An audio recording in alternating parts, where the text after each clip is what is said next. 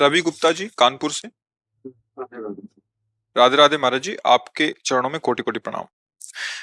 महाराज जी, बहुत ज्यादा सोचने लगता हूँ, डर सा लगता है, घबरा जाता हूँ। अपने आप को शांत करने के लिए टाइम क्यों देते हो सोचने का? टाइम क्यों देते हो? उसे राधा राधा सोचवाओ, जिससे लोक परलोक सब मंगल होगा। टाइम क्यों देते हो? तुम्हारे सोचने से होगा। राधा राधा राधा राधा। वर्तमान में जो कार्य उसको एकाग्रता पूर्वक कीजिए। सामने जो कार्य आया है, सामने जो कर्तव्य आया है, उसको धैर्य पूर्वक कीजिए। और सोचने वाले डिपार्टमेंट में सोच डालो राधा राधा राधा राधा। तुम्हारे सोचने से कुछ बन बिगड़ थोड़ी जाएगा। राधा राधा राधा अब बन जाएगा, अब बिगड़ भी जाएगा। जो तुम्हें बिगाड़ने वाले उनको बिगाड़ देगा और तुम्हारा बना देगा। फालतू का समय क्यों नष्ट करते हो? मूर्खता है। अगर हम आगामी भविष्य या भूत या वर्तमान का चिंतन करके हम प्रियालाल को भूल रहे हैं, ये बहुत बड़ी मूर्खता है। होगा वही प्यारे जो निश्चित हो चुका है। अब उस निश्चय को अगर कोई टाल सकता है तो एक महान शक्ति है, राधा राधा राधा राधा राधा। अब क्या होगा आगे? वही होगा जिसमें हमारा परम मंगल होगा। हम शरणागत हैं, राधा राधा। कदम आगे बढ़ाओ। नहीं, पीछे हुआ था उसका वो सब भस्म हो जाएगा। अगर आगे कोई गड़बड़ हुआ, वो हाथ पकड़े गड़बड़ कैसे करने देगा? राधा राधा राधा राधा। और अगर इसको छूट दे दी ना, फिर डिप्रेशन में पहुंचा देगा, बेमतलब में पहुंचा देगा। बहुत खतरनाक खेल है। सोच, बेमतलब भय, बेमतलब संशय, वो धीरे धीरे आपकी शक्ति को कमजोर करते करते ऐसे में पहुंचा देगा, फिर दवाइयां खानी पड़ेंगी। बिल्कुल नहीं, बिल्कुल नहीं। बहुत कीमती समय, बहुत कीमती जीवन, इसको बहुत अच्छे काम में लगा।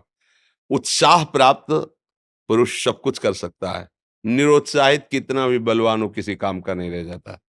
उत्साह संपन्न मदीर्घ सूत्रम, क्रिया विधिज्ञम व्यसने स्वसक्तम, सूरम कृतज्ञम दृढ़ सौहृदंच, लक्ष्मी स्वयं याति निवास हेतु।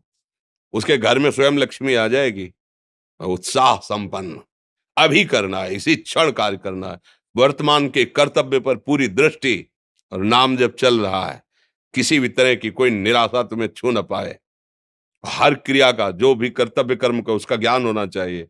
ऐसे नहीं मनमानी आचरण, ठीक है कि नहीं ठीक है, इसका परिणाम क्या होगा, हमें सोच का उस पर कदम रखना है।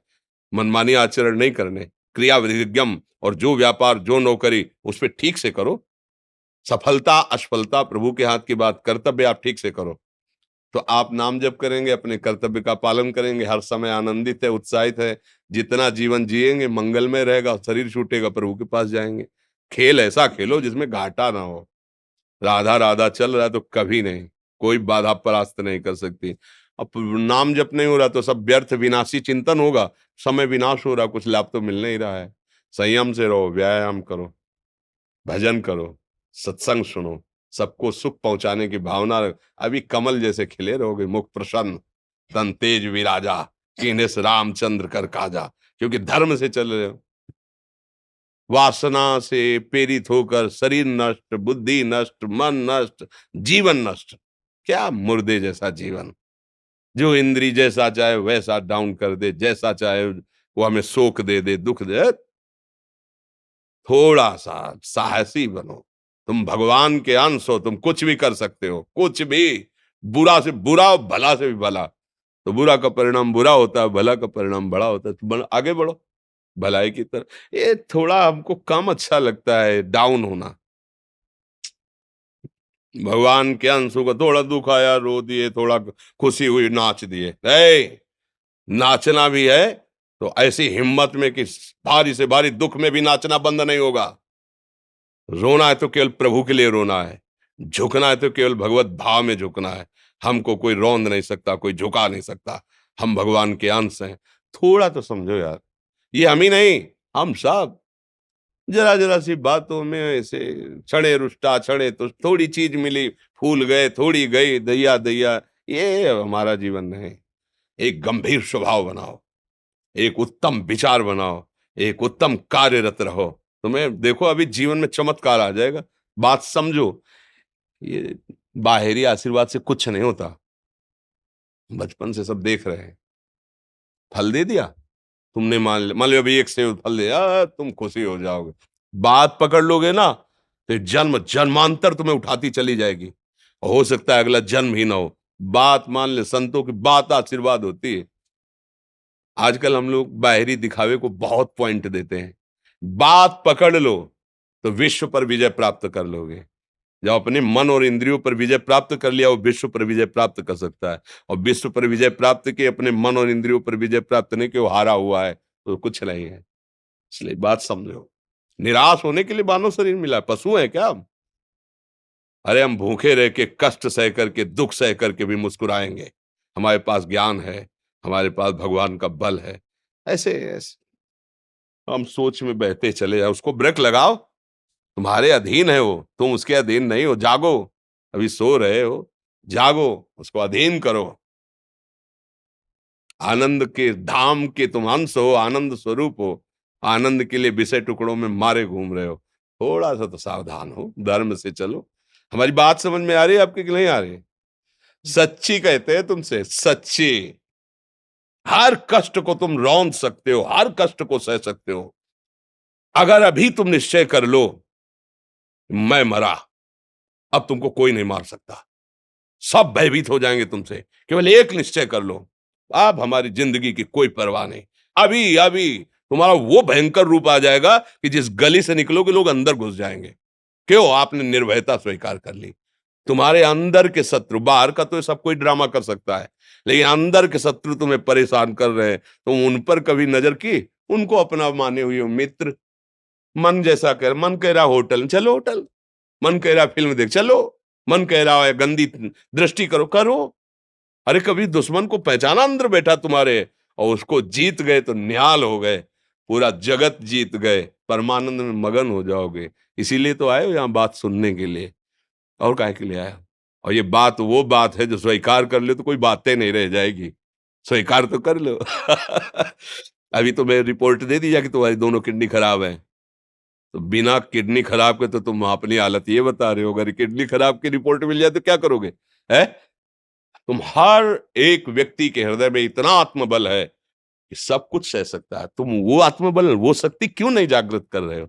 ये थोड़ी कि अरे भाई ये तो यही भूल है कि ये कर सकते हैं, हम नहीं कर। क्यों नहीं हम कर सकते? बड़ी सी बड़ी स्थिति जितनी भी बनी, चाहे भागवतिक बनी चाहे लौकिक बनी, हमारे लिए बनी, हम तैयार नहीं करते उसको, हम स्वीकृति नहीं करते। इसीलिए हर देश का नागरिक हर पद पे भारत के बैठ सकता है, ऐसे भगवान का बच्चा हर ऊंचाई पर चढ़ सकता है। थोड़ा आगे बढ़ो, नाम जप करो, धर्म से चलो, और शरीर जैसे जवान शरीर है, व्यायाम करो, जरूर करो।